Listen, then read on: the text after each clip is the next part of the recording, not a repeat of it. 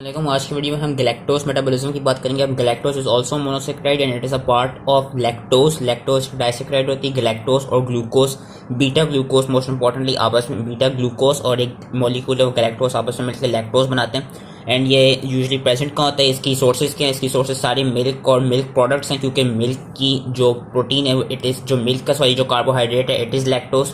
And जो mammary glands है, mammary gland से भी आपका गैलेक्टोज प्रोड्यूस होता है, क्योंकि mammary glands they are known as lactating glands, क्योंकि उनका काम ये है कि वो मिल्क प्रोड्यूस करते हैं।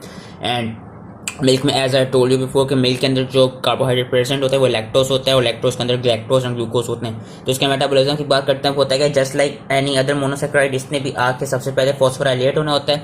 तो उसको फॉस्फोराइलेट कराता कौन है? गैलेक्टोज को गैलेक्टोकाइनेज फॉस्फोराइलेट कराता है, जिससे गैलेक्टोज कन्वर्ट हो जाता है गैलेक्टोज 1 फॉस्फेट में।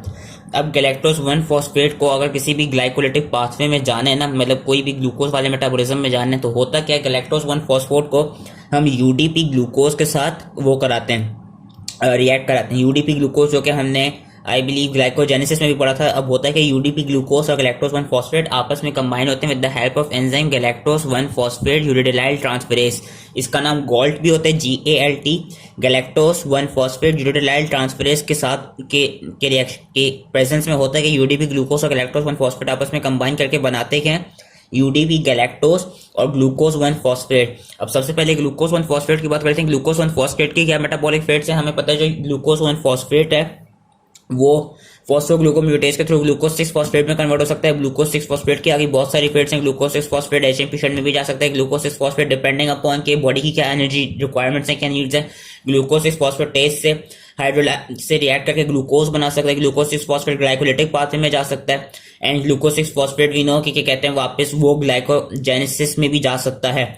तो ये थी सारी ग्लूकोज 6 फॉस्फेट की। एंड होता क्या है, हम इस एंजाइम की भी बात में इंपॉर्टेंस पढ़ेंगे कि जो यूडीपी ग्लूकोज पायरोफॉस्फोराइलेज है वो क्या करता है, ग्लूकोज 1 फॉस्फेट को यूटीपी के साथ रिएक्ट कराता है। यूटीपी के साथ जब ये रिएक्ट करता है तो बनाता है क्या, यूडीपी ग्लूकोज बनाता है। आई बिलीव हमने ग्लाइकोजेनेसिस में भी ये वाला पढ़ा था एंजाइम के, जो आपका यस जो यूडीपी ग्लूकोज पायरोफॉस्फोराइलेज, उसका काम यह है कि ग्लूकोज 1 फॉस्फेट यूटीपी के साथ रिएक्ट करके यूडीपी ग्लूकोज बना देगा, जो कि यहाँ पे बना रहा है।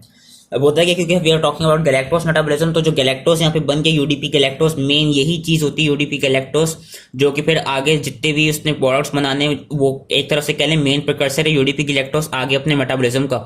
अब यूडीपी गैलेक्टोज से लैक्टोज बन जाती है, वो हम अभी देखेंगे कैसे बनती है। यूडीपी गैलेक्टोज आपका ग्लाइकोलिपिड्स बनाता है, ग्लाइकोप्रोटीन्स बनाता है, ग्लाइकोसामाइनोग्लाइकन्स बनाता है, लैक्टोज बनाता है। जो ग्लाइकोलिपिड्स ग्लाइकोप्रोटीन्स हैं, आई बिलीव जो उनकी वीडियो थी उसमें मैंने दिखाया भी था कि यूडीपी गैलेक्टोज कैसे ये प्रोडक्ट्स बना रहा होता है। जो एक और एंजाइम है जो कि रिवर्सिबल स्टेप कराता है, यूडीपी हेक्सोज 4 एपिमेरेज। यूडीपी हेक्सोज 4 एपिमेरेज के साथ रिएक्ट करके यूडीपी गैलेक्टोज बनाता है यूडीपी ग्लूकोज। एंड ये वही यूडीपी ग्लूकोज है जो यहाँ पे प्रेजेंट है। अब ये यूडीपी ग्लूकोज या तो ग्लाइकोजन की सिंथेसिस में जा सकता है, या ये यूडीपी ग्लूकोज हम देख सकते हैं जो गैलेक्टोज 1 फॉस्फेट है उसके साथ रिएक्ट करके अगेन यूडीपी गैलेक्टोज बना सकता है। अब होता क्या है कि ड्यूरिंग जब जो पेशेंट्स में, जिन पेशेंट्स में लैक्टोज इंटॉलरेंस हो, जिन पेशेंट्स के पास कहते हैं लैक्टेस एंजाइम अवेलेबल नहीं ना हो, तो उनमें होगा क्या, जब उनमें क्या कहते हैं उन इन्फेंट्स में या उन एडल्ट्स में, डिपेंडिंग अपॉन किस तरह का लैक्टोज इंटॉलरेंस हुआ, वो जब कोई भी मिल्क प्रोडक्ट लेंगे तो जो उनकी लैक्टोज होगी वो हाइड्रोलाइज होगी नहीं। जब लैक्टोज हाइड्रोलाइज होगी नहीं तो उनकी बॉडी में गैलेक्टोज प्रेजेंट नहीं होगी। जब उनकी बॉडी में गैलेक्टोज प्रेजेंट नहीं होगी तो लैक्टोज, ग्लाइकोलिपिड्स, ग्लाइकोप्रोटीन, ग्लाइकोसामाइनोग्लाइकन्स, ये सब चीजें नहीं बन पाएंगी। तो उसके लिए, उस चीज के लिए ये वाला एंजाइम इंपॉर्टेंट है। ये वाला एंजाइम इंपॉर्टेंट इसलिए क्योंकि वी कैन सी कि यूडीपी हेक्सोज 4 एपिमेरेज रिवर्सिबल स्टेप कराता है। तो जिन लोगों में लैक्टोज इंटॉलरेंस होगी ना, उसमें होगा क्या, जो यूडीपी ग्लूकोज है जो कि वैसे भी ग्लाइकोजेनेसिस के लिए प्रेजेंट होगा, यूडीपी ग्लूकोज फिर कन्वर्ट हो जाएगा यूडीपी गैलेक्टोज में with the help of UDP hexose 4 एपिमेरेज, ताकि क्योंकि बॉडी के अंदर गैलेक्टोज नहीं आ पा रही, लैक्टोज नहीं आ पा रही क्योंकि लैक्टोज इंटॉलरेंट है, तो फिर इस एंजाइम के थ्रू यूडीपी गैलेक्टोज बन सके और जो यूडीपी गैलेक्टोज के सारे फंक्शंस हैं वो हो सके। तो ये एक इंपॉर्टेंट चीज बतानी थी मैंने।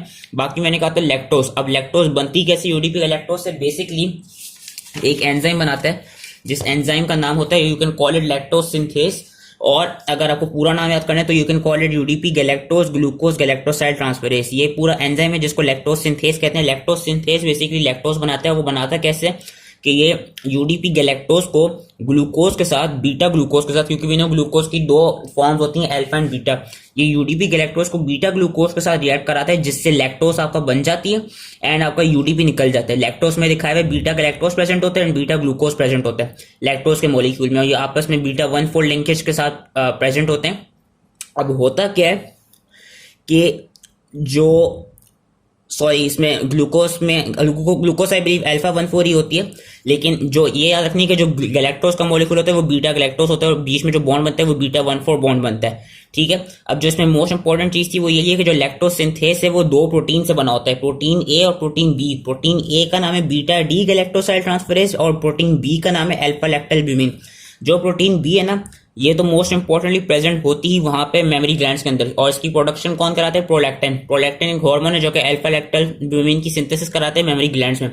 जो प्रोटीन ए है वो मेमोरी ग्लैंड्स के अलावा भी कुछ टिश्यूज के अंदर पाई जाती है, और वहां पे प्रोटीन ए का काम क्या होता है, बीटा डी गैलेक्टोसाइड ट्रांसफरेज का काम क्या होता है कि वो वहां पे मेमोरी ग्लैंड्स के अलावा जितने भी टिश्यूज में प्रेजेंट होगी उन टिश्यूज में ये जो ग्लाइकोलिपिड्स हैं और ग्लाइकोसमाइन ग्लाइकेंस हैं, या जिस तरह एन एसिटाइल डी ग्लूकोसमाइन होगी, वहां पे वो उनकी प्रोडक्शन कराती है। वेरस मेमोरी ग्लैंड में क्या होती है, मेमोरी ग्लैंड में जब प्रोटीन ए प्रेजेंट होगी तो वो प्रोटीन बी के साथ मिलकर ये एंजाइम बना देगी जिसका नाम है लैक्टोज सिंथेस। और फिर इस लैक्टोज सिंथेस का काम क्या है कि ये यूडीपी गैलेक्टोज को ग्लूकोज के साथ रिएक्ट करवाएगा और लैक्टोज बना देगा और यूडीपी को निकाल देगा। So that was whole lactose synthesis. और इसके हम कुछ क्लिनिकल्स पढ़ लेते हैं जो कि दो आपके इंपॉर्टेंट है, जिसमें आपका आ जाता है क्लासिक गैलेक्टोसीमिया एंड गैलेक्टोकाइनेज डेफिशिएंसी। जो क्लासिक गैलेक्टोसीमिया है उसमें जो गैलेक्टोज 1-फॉस्फेट ड्यूटेराइल ट्रांसफरेज जो कि गोल्ड था एंजाइम, उसकी डेफिशिएंसी हो जाती है, जिसकी वजह से बॉडी में गैलेक्टोज 1-फॉस्फेट और गैलेक्टोज की ज्यादा एक्युमुलेशन होने लग जाती है। जब ज्यादा एक्युमुलेशन होने लग जाती है तो उससे होता क्या है कि उससे एक तो ऑटोसोमल रिसेसिव डिसऑर्डर है, इसके बीच जो सिम्टम्स होते हैं ना वो ऑलमोस्ट हेरिडिटरी फ्रुक्टोज इंटॉलरेंस जैसे होते हैं, क्योंकि इसमें भी देखा गया कि इसमें गैलेक्टोसीमिया गैलेक्टोश्यूरिया होगा क्योंकि गैलेक्टोज की प्रोडक्शन बढ़ रही है। इसमें गैलेक्टोज 1-फॉस्फेट और गैलेक्टिटोल की कहते हैं प्रोडक्शन बढ़ेगी। बेसिकली होता है जो गैलेक्टोज है जब वो इस पाथवे में नहीं जा पाएगा तो जस्ट लाइक ग्लूकोज, इस तरह ग्लूकोज एल्डोस रिडक्टेज से कंबाइन होकर सॉर्बिटॉल बना लेता है, उस तरह गैलेक्टोज एल्डोस रिडक्टेज से कंबाइन होकर गैलेक्टिटोल बना लेता है। And galactitol is again osmotically active. अगर गैलेक्टोज ज्यादा प्रेजेंट हुआ, and we know aldose reductase के टिश्यूज में प्रेजेंट होता है, अगर गैलेक्टिटोल ज्यादा बन गया, लेंस के अंदर ज्यादा बन गया, नर्वस टिश्यू के अंदर ज्यादा बन गया, तो उसकी वजह से लेंस में कैटरेक्ट फॉर्मेशन हो सकती है, नर्व्स वगैरह एंड किडनीज वगैरह में वहां पे नेफ्रोपैथी एंड न्यूरोपैथी हो सकती है। तो ये इन्होंने दिखाया है accumulation of galactose one phosphate and galactitol in the liver, brain and eyes causing liver damage, क्योंकि लिवर के अंदर भी प्रेजेंट होता है। ब्रेन डैमेज भी हो सकता है क्योंकि अगेन नर्व्स वाली साइड पे प्रेजेंट होते हैं। न्यूरोपैथी हो सकती है, कैटरेक्ट फॉर्मेशन हो सकती है क्योंकि गैलेक्टिटोल का लेवल बढ़ता रहेगा। Prenatal diagnosis possibly by chorionic villus sampling, newborn screening available. Treatment इसकी क्या है कि अगेन क्योंकि इस एंजाइम की डेफिशिएंसी हुई तो गैलेक्टोज जो है उसको और लैक्टोज को डाइट से निकाल लें। जब हम डाइट से निकाल लेंगे तो होगा क्या कि वो फिर भी बन रही होगी। कैसे बन रही होगी? इस एंजाइम के through, UDP glucose, UDP hexose 4 एपिमेरेज के थ्रू यूडीपी गैलेक्टोज बना रहा होगा ताकि जो गैलेक्टोज के फंक्शंस हैं वो होते हैं। Despite adequate treatment, at risk for cataracts and developmental delays, and in females premature ovarian failure.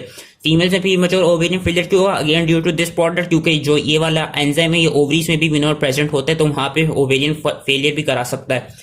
So that was related to classic galactosemia. बाकी इसमें ये है कि सिंस इसमें एक फॉस्फेट प्रेजेंट होगा, इसमें जो एक फॉस्फेट एटीपी यूजअप हो रहा है तो एक इनऑर्गेनिक फॉस्फेट निकल रहा है, तो अगेन वो जो इनऑर्गेनिक फॉस्फेट था जिस तरह हेरिडिटरी फ्रुक्टोज इंटॉलरेंस में पड़ा था कि इस केस में भी यही हो सकता है कि बंदे को वो जो फॉस्फेट रिक्वायर्ड था ग्लाइकोजिनोलाइसिस के लिए, ग्लाइकोजिनोलाइसिस के एंजाइम को एक्टिवेट करने के लिए वो होगा नहीं, जिसकी वजह से इस स्टेट में भी फास्टिंग हाइपोग्लाइसीमिया देखा जा सकता है एंड वॉमिटिंग वगैरह भी हो सकती है इस केस में। ये था क्लासिक गैलेक्टोसीमिया। अब जो दूसरी आपकी आती थी वो आती थी galactokinase deficiency. Galactokinase deficiency just like fructokinase deficiency, इसमें बेसिकली होता ही है, ये भी रेयर ऑटोसोमल डिसऑर्डर है। इसमें होगा क्या कि जो गैलेक्टोकाइनेज है उसकी जब डेफिशिएंसी होगी तो गैलेक्टोज ज्यादा ब्लड के अंदर प्रेजेंट होगा। जब गैलेक्टोज ज्यादा प्रेजेंट होगा तो वो एक तो गैलेक्टोसीमिया कॉज करेगा, दूसरा यूरिन में आएगा गैलेक्टोशूरिया कॉज करेगा। ज्यादातर एसिम्प्टोमेटिक होते हैं, बस इसमें एक सिम्टम आता है। वो सिम्टम क्या होता है कि गैलेक्टोज फिर अपने इस पाथवे में चला जाता है, वो गैलेक्टिटोल ज्यादा से ज्यादा बनाने लग जाता है। एंड जब वो लेंस वाली साइड पे गैलेक्टिटोल ज्यादा से ज्यादा बनाएगा तो वहां पे क्या हो सकती है, वहां पे कैटरेक्ट फॉर्मेशन हो सकती है और उसकी भी ट्रीटमेंट क्या, डाइटरी रिस्ट्रिक्शन है। जो लास्ट है एल्डोस रिडक्टेस, वो गैलेक्टोज से इंपॉर्टेंट नहीं है, इन्होंने वैसे दी हुई है कि एल्डोस रिडक्टेस ये आपका होता है कि we know this enzyme is present in kidneys, retina, lens, nerve tissue, seminal vesicles, ovaries and physiologically unimportant in galactose metabolism unless galactose levels are high. वो मैंने बता दिया, गैलेक्टोसीमिया में, गैलेक्टोकाइनेस डेफिशिएंसी में गैलेक्टोज के लेवल हाई हो सकते हैं। बस इसकी इन्होंने यही दिखाई हुई कि अगर ये डेफिशिएंट हुआ तो गैलेक्टिटॉल बन नहीं पाएगा, अगर ये प्रेजेंट हुआ और एलिवेटेड लेवल है गैलेक्टोज के या ग्लूकोज के तो उससे होगा क्या, elevated galactitol will cause cataracts and even elevated sorbitol will cause cataracts. So that was it related to galactose metabolism. I hope ये इसलिए समझ में आ गया हो, and thank you.